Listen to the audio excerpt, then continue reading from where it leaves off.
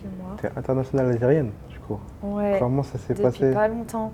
Comment ça s'est passé, ça? Bah, déjà, quand j'étais aux États-Unis, on m'avait déjà contacté, Ok. mais Du coup, par qui? Par un c'était une conseiller? joueuse qui m'avait contacté, tu sais, sur les réseaux sociaux. Je me dis, Hmm. c'est bizarre, genre, c'est pas très pro. Hmm. Donc, j'avais pas T'avais pas relancé. osé. Ouais, en plus, je connaissais personne. J'étais aux États-Unis, j'avais pas relancé. Et ouais, ensuite, bah, quand je suis revenue en France, bah, Lydia, du coup, notre capitaine, qui est en équipe nationale algérienne, Ok. c'est elle qui m'a poussée en fait. Elle m'a dit non, franchement, il y a des choses à faire. Ok, c'est l'Algérie, tu vois, c'est pas la France, c'est l'Afrique. Tu vas jouer des matchs contre des équipes africaines, c'est pas le même football, mais il y a quelque chose à faire. On a une Ok. bonne équipe, on a besoin d'une gardienne, tu vois, parce que en vrai, comme chez les garçons, genre si tu veux gagner des titres, tu as besoin d'avoir un ou une bonne gardienne. Tu es Bien sûr. obligé. Tu es obligé, c'est pas possible autrement. Donc c'est elle qui m'a motivée. Et moi, je me suis dit, je pense comme beaucoup, je me suis dit, ouais, mais il y a l'équipe de France aussi. T'avais été sollicité à un moment donné par J'avais fait les sélections jeunes, U16. Après, je m'étais blessée, ils ne m'avaient plus jamais rappelé. Mais je me suis dit, en fait, à ce moment-là, je sais pas, je devais avoir 23, 24 ans. Je me suis dit, je vais attendre l'équipe de France. Combien de temps? Je ne sais même pas si j'irai un jour. Là, on me propose l'Algérie. En vrai, c'est le pays de ma mère.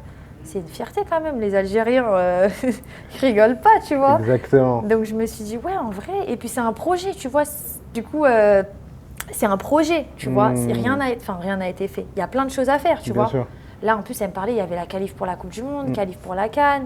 Ça m'intéressait, en vrai, le projet, il m'intéressait. Je me suis dit, ouais, on va faire les choses bien et j'aime bien être précurseur de quelque chose, tu vois. Genre, j'ai participé à l'évolution de cette équipe nationale.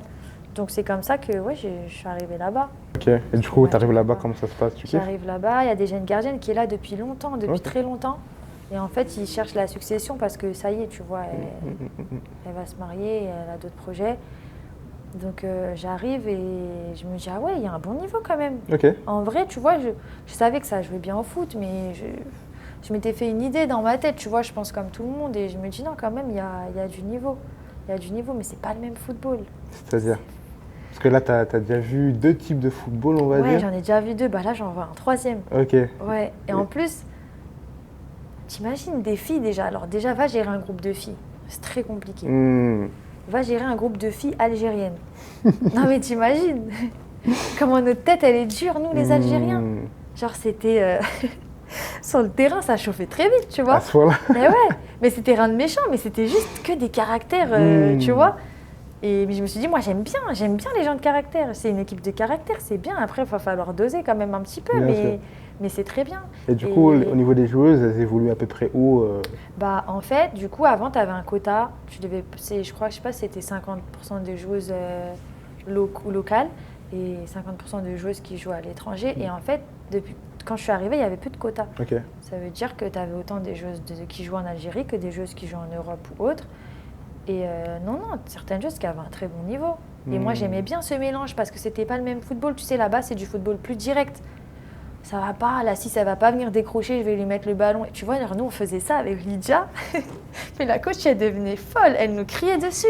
Elle disait non, pas la passe au milieu, pas la passe au milieu, tu sais.